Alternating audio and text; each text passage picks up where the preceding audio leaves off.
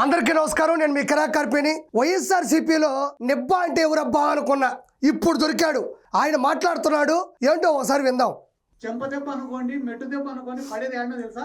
ఈ వైన్ షాప్ల కాడనే. ఇప్పుడు వైన్ షాపులు వచ్చినాయి, ఇంకా మన గల్లాపేట నిండుతుంది, మన జోబులన్నీ నిండుతాయని అందరు వేసినారు ఆ టెండర్లు. నీకు 10 రూపాయలు ఇచ్చినాయి అనుకో, ఇద్దరిని తినమంటే ఎంత తింటాడు? ఒక్కొక్కడు 5 రూపాయలు తింటాడు. కానీ 10 రూపాయలు ఇచ్చి 10 మందిని తినమంటే ఒక్కొక్కరికి 1 రూపాయి వస్తుంది. ఇక్కడ నిబ్బా, వైఎస్ఆర్సీపీ నిబ్బా బైరెడ్డి సిద్ధార్థ రెడ్డి మాట్లాడుతున్నాడు. ఏం మాట్లాడుతున్నాడంటే, ఫస్ట్ దెబ్బ టీడీపీ వాళ్ళని కొట్టేది వైన్ షాపులు తీసుకున్న వాళ్ళు అంటున్నాడు. ఈడ బైరెడ్డి సిద్ధార్థ రెడ్డి చదువుకోలేదు అని స్పష్టంగా తెలుస్తుంది. ఎక్కడైనా వైన్ షాపులు ఇచ్చేటప్పుడు, టెండర్లు వేసేటప్పుడు ఏరియాకి ఎన్ని ఇవ్వాలి, ఒక ట్రాక్ ఉంటది, ఒక సర్వే ఉంటది, దాన్ని బట్టి ఇస్తారు. మనం ఎంత పెట్టుబడి పెట్టామో దాన్ని బట్టి ఆదాయం వస్తుంది. అదే తప్ప నెల్లూరు కానీ, కర్నూలు కానీ, అనంతపురం కానీ, చిత్తూరు కానీ, గుంటూరు కానీ, విజయవాడ కానీ అందరికీ ఒక్కొక్క జిల్లాకు ఒకరికి ఎవరు, ఒక్కొక్క ఊరికి ఒక్కొక్కరికి ఎవరు, దానికి ఒక సర్వే ట్రాక్ ఉంటుంది, దాన్ని బట్టే ఇస్తారు. అంతే తప్ప జిల్లాకి, మండలాకి, తాలూకాకి పూర్తిగా ఒకరికి ఇచ్చి ఒకరినే తినమని, ఒకరిని ఆదాయాన్ని అర్జించమని చెప్పరు. ఏడా బైరెడ్డి సిద్ధార్థ రెడ్డి ఒకటి గుర్తుపెట్టుకో, ఫస్ట్ మెట్టు దెబ్బ తినేది, చెప్పుతో చెంప దెబ్బ తినింది ఎవరు అంటే వైఎస్ఆర్సీపీ హయామే. మీరే దెబ్బతిన్నారు. సంపూర్ణ మద్యపాన నిషేధం చేస్తాం, పూర్తిగా మద్యం లేకుండా చేస్తామని చెప్పి చెయ్యకపోగా నాసిరకమైన జగన్ బ్రాండ్లు అప్లై చేశారు. బూమ్ బూమ్ బీర్లు, 3 క్యాపిటల్స్, స్పెషల్ స్టేటస్. మీరు తాగేటప్పుడు నోటుకు వచ్చిన కోతలన్నీ కూడా బ్రాండ్ పేర్లు పెట్టి వాటిని జనాలకి సప్లై చేసి వాళ్ళ యొక్క లివర్లకు బొక్క పెట్టి వాళ్ళ చేత ఉసురు పొందింది ఎవరంటే తమరే. అదే కాకుండా డిజిటల్ ప్రాసెస్, ఫోన్పే లేకుండా, గూగుల్ పే లేకుండా గవర్నమెంటే అంటే వైఎస్ఆర్సీపీ హయామే వాటన్నిటిని కూడా దత్తత తీసుకొని క్యాష్ బై క్యాష్ 100 అయినా 200 అయినా 300 అయినా క్యాష్ తీసుకొని లెక్క పక్క లేకుండా ఆ డబ్బులన్నీ కూడా తాడేపల్లి ప్యాలెస్కి తరలింపు, తాఫీగా అక్కడ లెక్కింపు, వైఎస్ఆర్సీపీ ముగింపు. దీని గురించి ప్రత్యేకంగా చెప్పక్కర్లేదు. చంపదెబ్బ చెప్పుతో కొట్టింది ప్రజలు ఆ లెక్కల వల్లే. నాసిరకమైన బ్రాండ్లు జనాల మీద రుద్దడం వల్ల మిమ్మల్ని జీవితంలో దిద్దుకోకుండా చేశారు. మీరు సరిదిద్దుకోలేదు, సర్దుకోలేదు.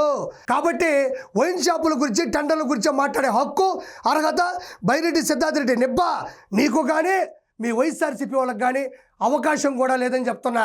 ఈ రోజు ఒక నియోజకవర్గంలో 10 బెల్ట్ షాపులు, 10 వైన్ షాపులు పెట్టినారు. ఫస్ట్ తెలుగుదేశం వాడిది అనేది, తెలుగుదేశం కార్యకర్తలు వేరే.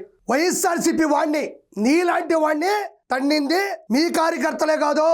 ఎక్కడైతే ఆంధ్ర రాష్ట్రంలో ఉండే ప్రజలు ఎవరైతే ఉన్నారో, మనం ఏ తప్పు అయితే చేసామో వాటన్నిటి కూడా తెలుసుకొని ఫస్ట్ తన్నింది 2019లో ఎవరైతే ఓట్లేశారో తెలుసో తెలియకో ఒక్క ఛాన్స్ అడుక్కొని బట్టలు వేటు, కత్తిపోటు అని సృష్టించి ఓట్లేసుకొని ఎవరైతే గెలిచారో ఆ ఓటర్లే చొప్పు తీసుకొని చంప మీద కొట్టారు.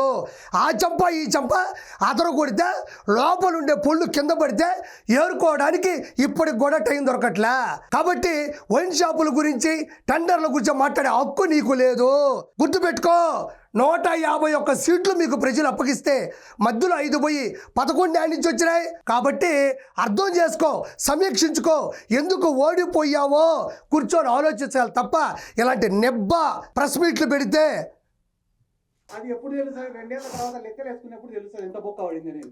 ఈ మాటలు మాట్లాడితే ఎంత బొక్కబడేది 2029కి ఇంకా నీకు, నీ వర్గానికి స్పష్టంగా తెలుస్తుంది.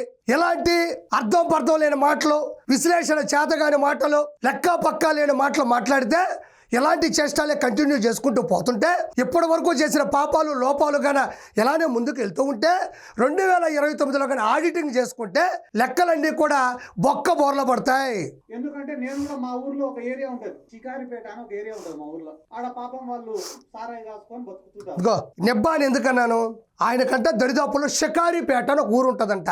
ఈయన అప్పుడప్పుడు షికారుకి వెళ్తుంటాడు. అంత టిక్ టాక్ స్టార్ కదా, యూట్యూబ్లో కామెంట్లు పెట్టించుకోవడం, బూతులు తిట్టించడం, ఈయనకి ఫ్యాన్స్ ఉన్నట్టు, ఫాలోయింగ్ ఉన్నట్టు ఒక ఆఫీస్ మెయింటైన్ చేయడం, సజ్జల భార్గవ రెడ్డి, రామకృష్ణారెడ్డి వాళ్ళ యొక్క ఆశీస్సులతో ముందుకెళ్ళడం ఇతనికి బాగా వెనతో పెట్టిన విద్య. షికారిపేటకి షికారుకి వెళ్ళాడంట. అక్కడ పాపం సారాయి కాసుకునే వాళ్ళంట.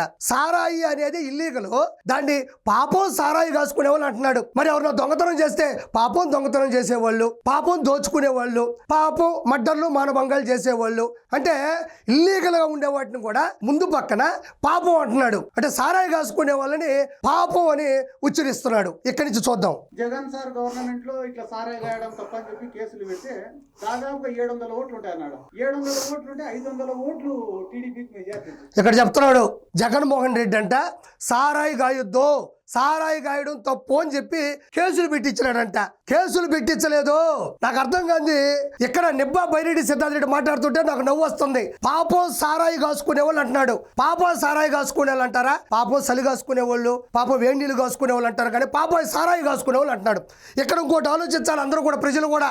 ఇక్కడ సారాయి కాసుకునే వాళ్ళ మీద కేసులు పెట్టాడంట.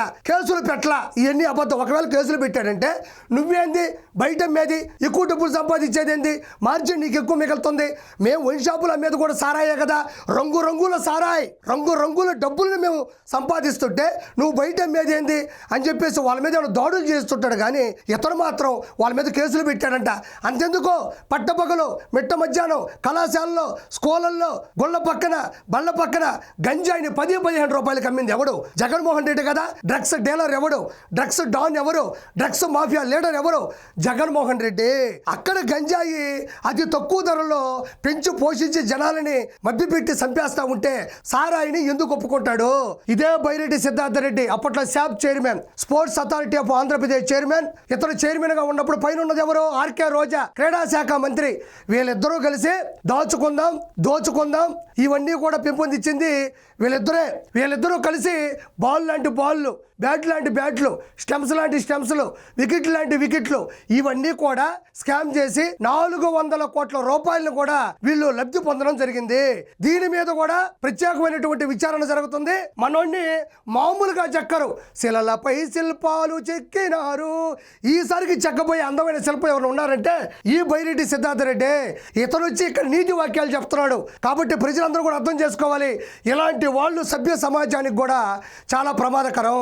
కాబట్టి మాట్లాడేటప్పుడు కొంచెం అర్థం చేసుకొని మాట్లాడు. నేను అడిగిన ఏరా ఇన్ని పథకాలు ఇచ్చినారు, మీరందరూ పేదరికంలో ఉంటే కూడా ఇన్ని స్కీమ్లు ఇచ్చినాడు జగన్ సార్, ఏరా 500 మెజార్టీ ఇచ్చినారా మీరు టీడీపీ వాళ్ళకంటే? అన్న మమ్మల్ని సారాయి కాసుకొనిలే, అందుకే మేము బెయిల్ అయ్యి అంత మూకుముడిగా టీడీపీకి వేసినాము అన్నారు. సరేలే మొన్న ఒక కోర్టు వాయిదా ఉంటే పోతేనే పలకరించడానికి వచ్చినారు. ఏరా ఇప్పుడు ఈ గవర్నమెంట్లో సుఖంగా ఉన్నారా అని. ఊర్లోనే ఎవరం లేమన్నా అని. ఎందుకురా అంటే 99 రూపాయలకే మందు దొరుకుతుంటే ఇంకా సారాయి తాగేటోడు ఎవడన్నా? బా ఏమి రాసినాడయ్యా డైలాగా. అంటే చివరిలో దాన్ని క్లాప్స్ కొట్టాను ముందే చెప్పేశాడు. అంటే సారాయి మేము అమ్ముకోలేకపోతున్నాము, 99 రూపాయలకే మందు దొరికిపోతుందని చెప్తున్నాడు. అసలు ఎవరినైనా పర్యవేక్షించాలన్నా, పరిశీలించాలన్నా, వెళ్ళి కలవాలన్నా ఎవరిని కలుస్తారు? రోడ్డు పక్కన పళ్ళు, లేకపోతే పలహారాలు, లేకపోతే మొక్కలు, చెప్పులు కుట్టుకునే వాళ్ళు, కర్రీస్ పాయింట్ పెట్టుకునే వాళ్ళు, లేకపోతే నర్సరీ పెట్టుకునే వాళ్ళు, వాళ్ళ దగ్గరికి వెళ్ళి కలుస్తారు. కానీ ఈయన సరదాగా షికారుపేటకి వెళ్ళి షికారుగా సారాయి అమ్మే వాళ్ళ దగ్గరికి వెళ్ళి అడుగుతున్నాడంట. ఏమరా మీ బతుకు తెరువు బాగుందా, జీవనాధారం బాగుందా, మీకు డబ్బులు మిగులుతున్నాయా లేదా అని ఇల్లీగల్గా పనిచేసేటువంటి సారాయి స్పిరిట్కి సంబంధించినటువంటి షాపుల దగ్గరికి వెళ్ళి అడుగుతున్నాడంటే ఈ నిబ్బాకి తెలివితేటలున్నాయా? సభ్య సమాజంలో, ప్రజాస్వామ్యంలో ఎవరిని పలకరించాలి, ఎవరిని ఓదార్చాలి, ఎవరిని పరిశీలించాలి, ఎవరిని పర్యవేక్షించాలని కూడా తెలియని ఇలాంటి వ్యక్తులు మెల్లో ఒక ట్యాగ్ వేసుకొని ఈయన మాట్లాడుతూ ఉంటే ఎదురుగా ఉండి ఇంకొంతమంది నిబ్బాలు, రౌడీలు, రాక్షస మోకలు క్లాప్స్ కొడుతున్నారు. ఇక్కడ ఒకటే ఆలోచించాలా, సారాయిని పెంపొందించాలి అన్న కాన్సెప్ట్ చంద్రబాబు నాయుడు గారికి ఎప్పటికీ ఉండదు. నేను ఈరోజు చెప్తున్నా, ఏదైనా సరే ఇల్లీగల్గా ఏ పని చేసినా కూడా వాళ్ళని వెంటనే అరెస్ట్ చేసే పనులు కూడా ప్రవేశపెట్టింది చంద్రబాబు నాయుడు గారు. ఇలాంటి నిబ్బా మాటలు, ఇలాంటి నిబ్బా కథలు కోర్టు మెట్లు దగ్గర అడిగాడంట, యారా మళ్ళీ సారాయి బిజినెస్ బాగుందా అని. అసలు సారాయి అనేది ఇల్లీగల్ కాంటాక్ట్ అయితే వాళ్ళతో ఈయన మాట్లాడేది ఏంది, వాళ్ళ బాగోగులు కోరుకునేది ఏంది? అసలు ప్రజలు దీన్ని ప్రత్యక్షంగా కూడా పరిశీలిస్తున్నారు, వింటున్నారు. ఇలాంటి వ్యక్తులు ఏ పార్టీలో ఉన్న పార్టీకి సమస్య కాదు, సమాజానికి కూడా సమస్య అని మనస్ఫూర్తిగా చెప్తున్నా. Thank you so much.